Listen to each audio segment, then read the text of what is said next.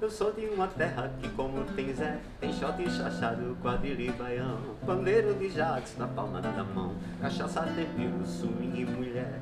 Sou de uma terra que, como tem Zé, tem shot e chachado, quadrilha e baião, pandeiro de jazz na palma da mão, cachaça, tempero, swing e mulher. Nessa moda de viola, repente de improvisar, fiz uns versos fabricados pro modo impressionar. Picasso com Alceu Valença, Catolé com Popstar. Eu fiz esse forró do mundo, vem com a nana bananá, a lena pra se alienar, ao som de shot com baião.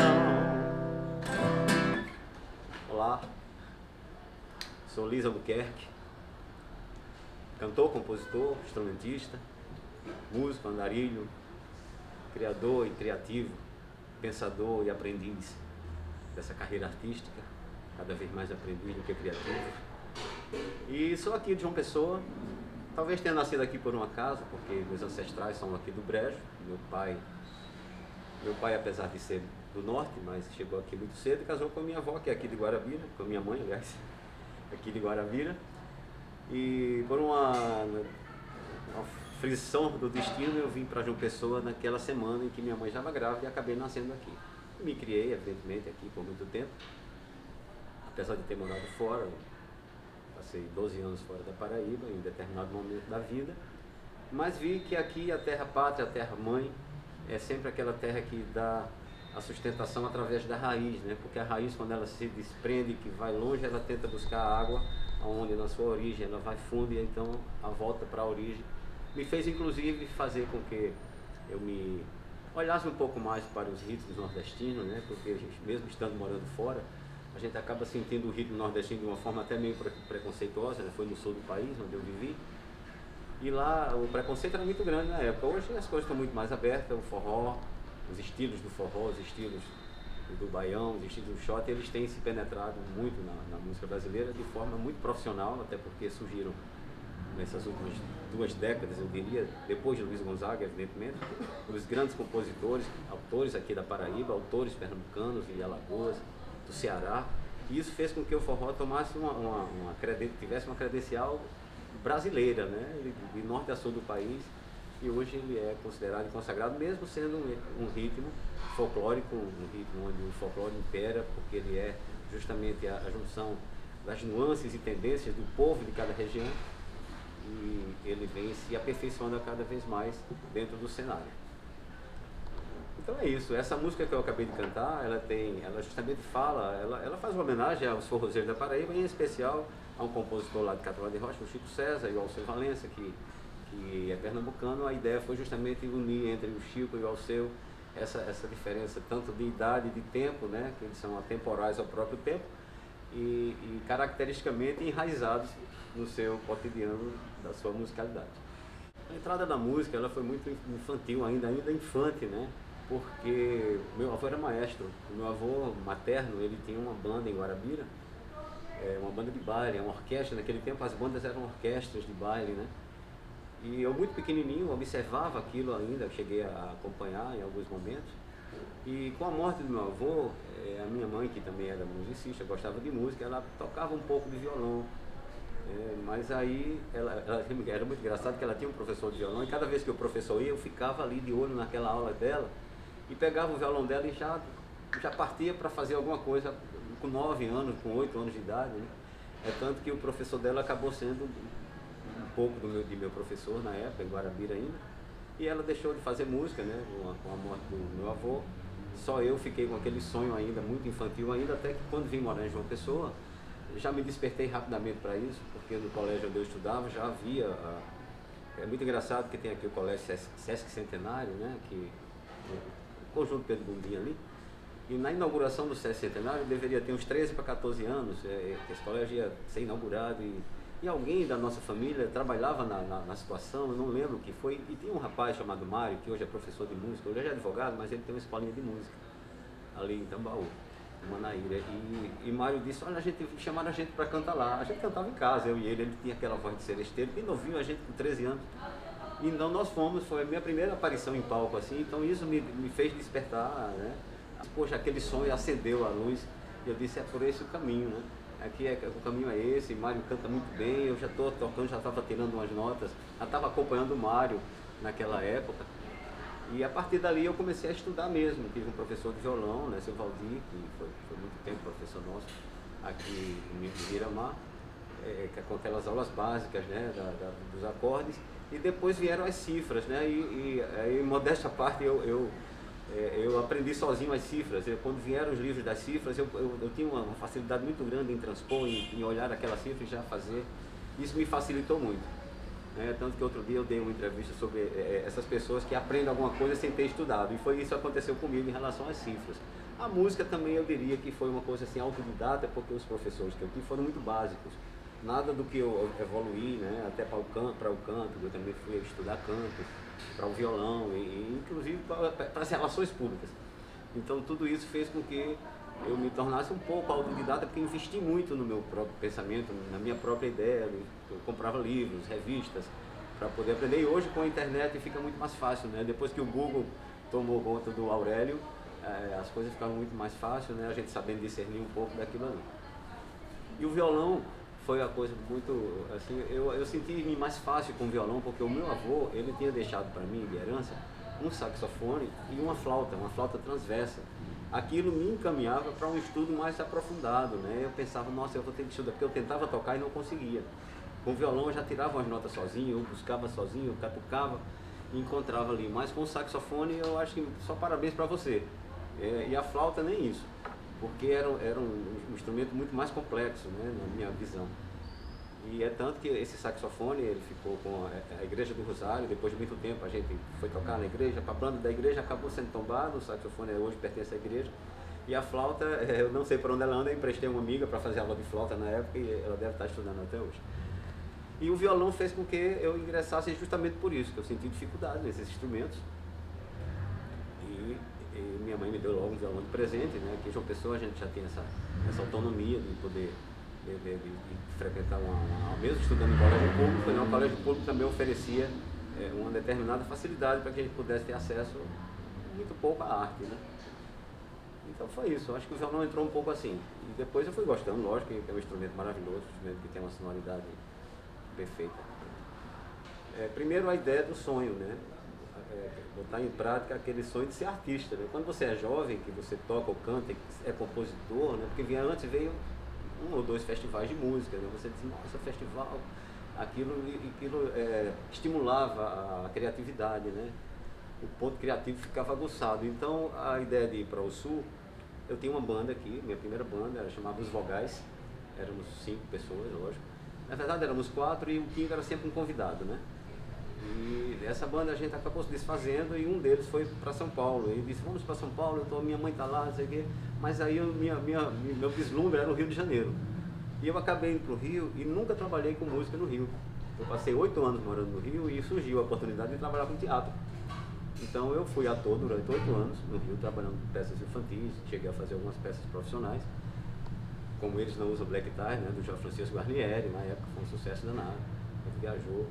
E o único show que eu fiz no Rio, esse local não existe mais, que ele foi derrubado para fazer uma estação do metrô em Botafogo, é o Barbas.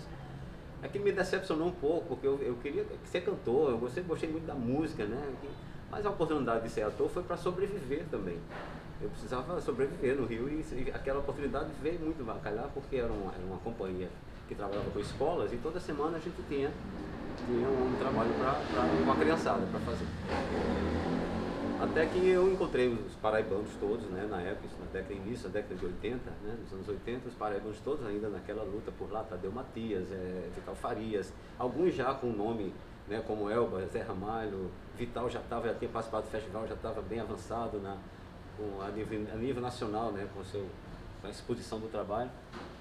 Capilé também passou um tempo lá, Jairo Madruga, até que um dia, foi muito engraçado essa história, porque eu me encontrei com o Capilé numa festa lá e disse, olha, vamos fazer um show juntos no Barbas, que era um bar do filho de Nelson Rodrigues, o escritor Nelson Rodrigues. Os 2 filhos dele tinham uma barba aqui na barriga, eram 2 filhos que ele tomava conta desse bar, que era em Botafogo, e embaixo era um bar mesmo, e em cima tinha a parte de shows, ele subia, né? E nesse show é uma coisa muito, muito inusitada, muito legal, porque só foram artistas para esse show. Então foi extremamente gratificante. O show era Liz e Capilé, com a participação de Eudes é um percussionista aqui de Santa Rita, mas mora na Bahia hoje há muitos anos, mas na época estava no Rio, toca lá para os baianos. E a plateia era Lenine, Lula Queiroga, Tadeu Matias, Baldo Tavares, Terezinha de Jesus, Rita Moreno, não tinha ninguém assim que você não fosse uma celebridade, né? Era um bebê bar, eu diria, não era um BBB no bar. E foi muito bom aquilo porque todos cantaram, um show, mesmo o show sendo meu e de Capilé, que a gente saiu umas coisas juntos, a gente já se conhecia daqui, muitos anos, dos bares, que a gente cantava na noite aqui em João Pessoa. E o show foi muito legal porque a participação de todos esses artistas, né? Então foi o único show no Rio de Janeiro, até que esse amigo, depois de 8 anos, a gente veio a se reencontrar e ele disse, eu estou na Ilha, estou aqui em São Sebastião, estou trabalhando no hotel, gerenciando a agenda musical do hotel. Vem pra cá pra gente trabalhar. Eu não contei conversa, no dia seguinte eu já estava lá em São Sebastião, abandonei todo o Rio de Janeiro, depois de 8 anos, eu não quero mais saber do Rio. E lá em São Paulo, quando eu cheguei na Ilha Bela, né, que é São Paulo, interior norte, litoral norte de São Paulo, eu já comecei a tocar. Então eu fiquei 3 anos tocando quase que diariamente. Aí reacendeu a história foram justamente os 3 anos em que eu passei sem vir a Paraíba. Antes de vir a Paraíba ainda fui para o Amazonas, passei lá no Acre, entre Manaus e Acre, passei mais um ano, fui para inaugurar um bar, para passar 4 meses, 3 meses, mas eu gostei tanto que acabei ficando um ano. Mas a situação lá não foi muito fácil, porque foi um momento muito difícil na minha vida, porque os espaços acabaram ficando curtos. Eu me envolvi, né? Não é nada grave o que eu vou dizer, mas eu me envolvi com drogas na época e tive que abandonar a carreira musical. Passei uns 3 meses assim, precisando de ajuda das pessoas. Foi quando eu liguei para minha mãe aqui em João Pessoa e disse, eu preciso sair daqui. Lá existe muita facilidade na aquisição de qualquer tipo de droga, né? Drogas pesadas, inclusive, e foi muito difícil esse momento para mim. Mas minha mãe disse, olha, a situação aqui está muito difícil também, mas eu vou mandar a passagem. Mandou a passagem, então minha vida começou a mudar quando eu voltei, nessa retomada para Paraíba, a raiz de verdade, foi quando eu gravei meu disco, viajei para a Europa por 3 vezes para trabalhar. Então depois que as coisas se reacenderam, sem drogas, sem nada, as coisas mudaram muito. Então a Paraíba, ela me deu muita coisa, não tenho nada a reclamar, aquela história de santo de casa não obra milagre, mas o milagre vai de acordo com o seu pedido. Né? A força do pedido de cada um é a força do milagre. Né? Às vezes o pedido é muito forte, mas talvez ele não esteja pedindo certo, e o milagre não chega como a pessoa quer. Muita gente diz, não obra assim. Eu acho que a pessoa é quem tem que se fazer obrar pelo próprio trabalho, pela insistência em estudar, em encontrar os melhores caminhos para apresentar uma novidade.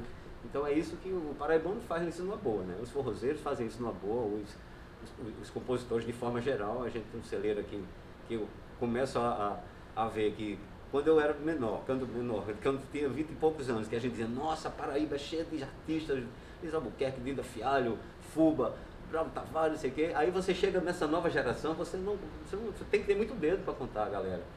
Então ela se renova e a gente vai aprendendo com essa turma nova que chega, né? Vendo outras nuances, outras palavras que eles estão dizendo, que eles estão fazendo. E eles também olham para a gente, que nós fizemos. Eu acho que é essa simbiose, essa troca de material que faz com que a gente tenha esse celeiro bem virtuoso. A música ela me fez abranger outros caminhos também, né? Através da música eu conheci a publicidade, né? Eu tive a oportunidade de trabalhar com publicidade, com jingles publicitários, jingles comerciais, políticos, empresariais, institucionais, de várias maneiras. Isso me sustentou por muito tempo, né? Até hoje ainda, vez por outra, caiu muito esse mercado, né? Mas foi um período assim, de muito aprendizado para mim. Além do jingle, direção comercial, produção de comercial, fiz um pouco de cada isso, um pouco disso tudo dentro do mercado publicitário. Mas a música sempre do lado, né? Barzinho, um show aqui, outro ali, uma viagem aqui, outra ali.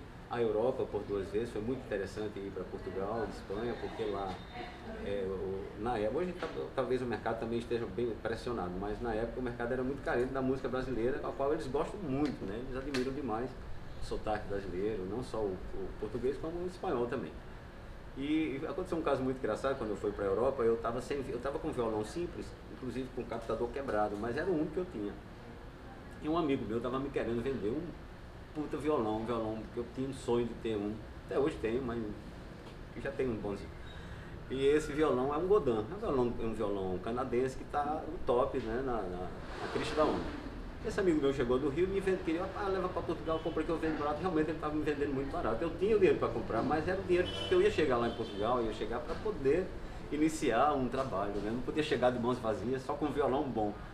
Eu não tinha nem contatos lá, tinha alguns daqui, mas eu não sabia, estava indo como adido cultural lá de um projeto. Aí eu fui fazer a minha numerologia. Meu nome é Lis, eu só usava Lis pequenininho, que é apelido de infância, né, por causa da música Flor de Lis, de Djavan, que essa música é de 1974, a primeira versão dela. E aí o cara, quando terminou, disse, anotou tudo, vou fazer um nome aqui e te mando pelo correio. Isso lá na Ponta do Seixo, essa turma nem mora mais aqui, esse numerólogo. Aí ele disse, quer que eu jogue os búzios? Eu disse, pô, legal, vamos fazer, faça um pedido aí. Aí eu contei a história, olha, um amigo meu está querendo me vender um violão. Eu estou muito tentado a comprar esse violão. O que é que você acha? Aí ele jogou os búzios. Aí eu olhou para ele e disse, compre não. Não compre de jeito nenhum. Aqui eu estou dizendo, não, você vai se dar muito bem na sua viagem, mas não.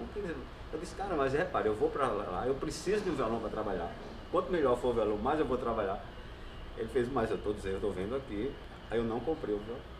Eu fui com meu violãozinho velho, quebrado. Quando eu cheguei lá, na primeira semana, eu tinha um contato daqui, já fui lá no restaurante desse cara, e ele já me quis para tocar no dia seguinte. Eu fui numa quarta-feira à noite para conhecer, ele disse, cara, eu estou precisando de um músico aqui amanhã. Eu disse, amanhã eu não posso, eu estou com meu violão quebrado, tenho que mandar consertar, preciso de alguém que me indique. Aí o músico que estava na casa, era um músico brasileiro, mas que já morava lá em Portugal há muitos anos, ele disse, não, cara, não tem problema não, você não vai ficar sem tocar por causa de um violão não. Eu tenho um violão em casa, eu estou usando esse aqui, mas eu tenho outro, eu lhe empresto, quando você consertar o seu, você devolve. Era na mesma casa que ele também, então eu conheci o cara naquele dia. O cara me deu uma canjinha lá. Pois bem, realmente não precisei comprar o violão do meu amigo, os búzios estavam certos. Eu peguei o violão emprestado do Pedro Moreno, hoje Pedro Moreno mora lá na Madrid, porque o nome dele é Pedro Moreno, Moreno é apelido. Chegou lá em Madrid, a esposa dele é madrilenha, é bailarina inclusive. Tem outro cara chamado Pedro Moreno, aí ele entrou na justiça lá e ele teve que voltar para o nome dele original, que é Edmundo Santos. E lá ele faz muito sucesso em Madrid, como Edmundo Santos, e o Pedro Moreno é de lá, teve que separar os nomes. E então o Pedro Moreno me emprestou o violão dele, eu passei 3 meses tocando assim, às vezes 2 vezes por dia, porque era época de verão, e ele, mesmo, só Deus mesmo, porque além dele ter me emprestado o violão, ele ainda encheu a minha agenda de trabalho, por cantar sempre as coisas que me dizem de mim, da minha raiz, da minha história, do que eu gosto, do que eu penso, né, para que as pessoas possam me identificar por isso. Nada contra a música sertaneja, pelo contrário, eu até gosto de algumas, né, não todas, ninguém gosta de tudo ao mesmo tempo. Eu adoro música, mas tem música, essa música eu não quero ouvir, essa eu posso até ouvir. Né, eu sou música instrumental, adoro o instrumento, tenho muitas músicas clássicas que eu toco no violão, então isso me atrai muito para poder haver essa diversificação dentro do meu trabalho. Aí a história de acontecer ou não acontecer, às vezes você diz, pô, mas aconteci para mim aqui, às vezes eu termino de tocar uma canção, ela saiu tão perfeita dentro da minha concepção que aquilo ali é um acontecimento mundial, universal, interplanetário, porque é só você que sente aquela emoção naquele momento. O artista tem disso, né? É claro que a mídia, ela leva muito mais longe, ela faz com que a gente se aproxime dos produtores, né? Que são aquelas pessoas que sem essa verba inicial, sem o capital inicial, os artistas vão ficar sempre nessa medianidade, né? Eu diria, do meio do caminho, mas no meio do caminho para a mídia. Para ele pode até estar, né? Eu me considero uma pessoa extremamente vitoriosa, não que eu tenha feito feitos internacionais, porque eu fui a Portugal, mas ninguém sabia que eu estava em Portugal, eu sabia na hora que eu estava lá. Isso não quer dizer, o Brasil não ficou sabendo, a Paraíba só porque vou sair uma nota no jornal, isso é uma coisa minha, do meu trabalho, que eu posso contar agora aqui. Mas não foi uma coisa que me projetou, né, para que a partir daquela viagem de Portugal, a mídia aqui, eu já estava com a música fazendo sucesso. Eu tive uma música aqui, eu fiz uma parceria uma vez aqui com o Sistema Correio, e o trabalho que eu fiz para eles me deram em mídia. Aí eu tenho uma música lá para eles tocarem na rádio. E logo depois da minha música, imediatamente entrava uma música de Marília Mendonça, que era infalível, acabava a minha, entrava dela. A minha vinha com a qualidade de uma música gravada por aqui, mas muito bem colocada. Mas a dela tocava naquele horário, e já tinha tocado antes, e daqui a pouco ela tocou de novo. Então, esse cara, a minha só tocou aquela vez, mesmo dentro da parceria, foi o acordo, naturalmente. Se o acordo tivesse sido outro, as coisas seriam diferentes. Então é isso, é uma coisa às vezes até meio involuntária, né? Esses acontecimentos, eles são... Por isso que eu sempre foco na história de você manter uma coisa fiel à sua raiz. Eu vou cantar, já que eu falei em Portugal, vou cantar o toco, né? Essa música eu fiz lá em Portugal. Eu estava sem instrumento ainda nesse momento. E apenas um pandeiro, vi aquele pandeiro ali, me lembrei que eu estava lá com o pandeiro. tinha um vizinho, eu estava na casa do meu irmão, um vizinho muito próximo, que era um rapaz que estudava em Londres, mas estava de férias. Então o rock inglês dele estava muito alto, né? E cara, ali eu querendo tocar alguma coisa, e a música era muito alta, mas muito boa. Até que uma hora ele deu uma parada, acho que saiu, né? Parou tudo. E eu comecei a tocar o pandeiro. Aí eu fiz a música. Quando eu terminei de fazer a música, ele estava em casa. Aí ele disse, cara, eu quero ouvir essa música. O pandeiro, que chamou muita atenção dele. Aí me ajudou, inclusive, sabe, na brincadeira, eu compondo ali, ele participando.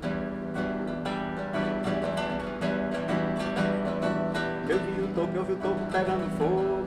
Eu vi o toco pegando fogo. Eu vi o toco pegando fogo. Eu vi o toco pegando fogo. Foi disparado num galope à beira-mar, vi o coqueiro cantar e o toco pegando fogo. Foi disparado num galope à beira-mar, vi o coqueiro cantar e o toco pegando fogo.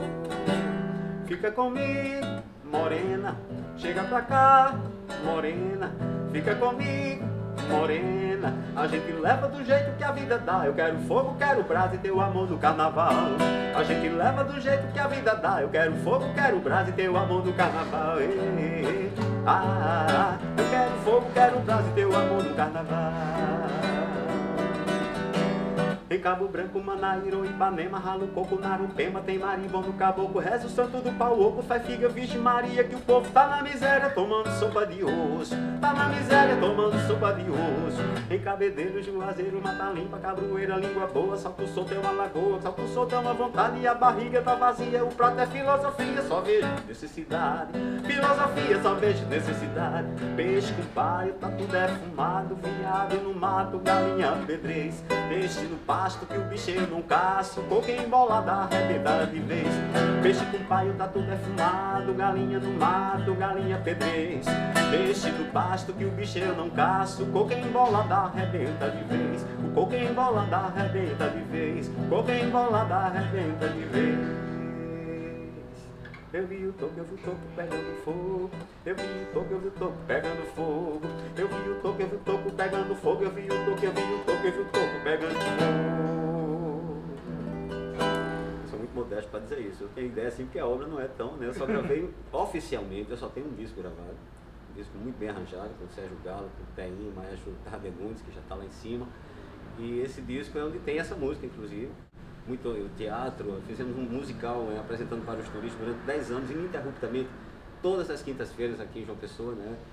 Muito pouca gente sabe disso, que era um projeto exclusivamente para o turismo, mas a gente apresentava aqui numa casa de shows aqui em Intermares, e digo a você, nós apresentamos em torno de 800 vezes, né? De 2009 a 2019, ininterruptamente toda semana, e no verão 2 vezes por semana.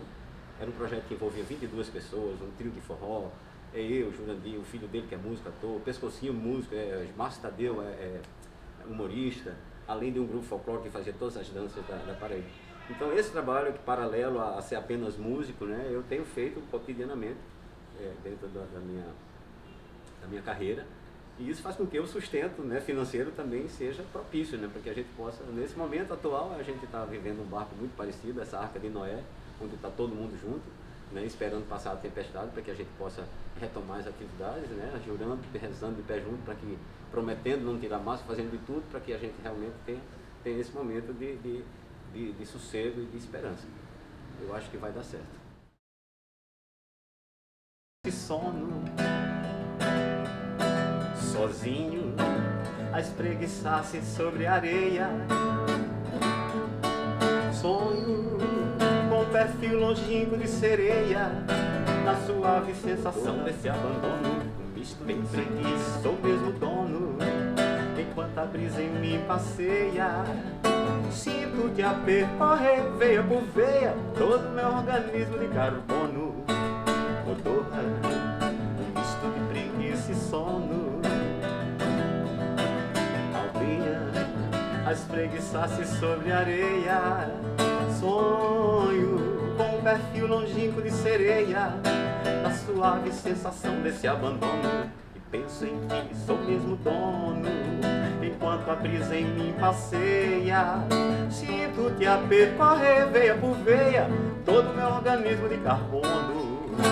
Chora aos meus pés o mar de Manaíra, o corpo laço entrega-se à motorra, meu corpo absorve a tua imagem.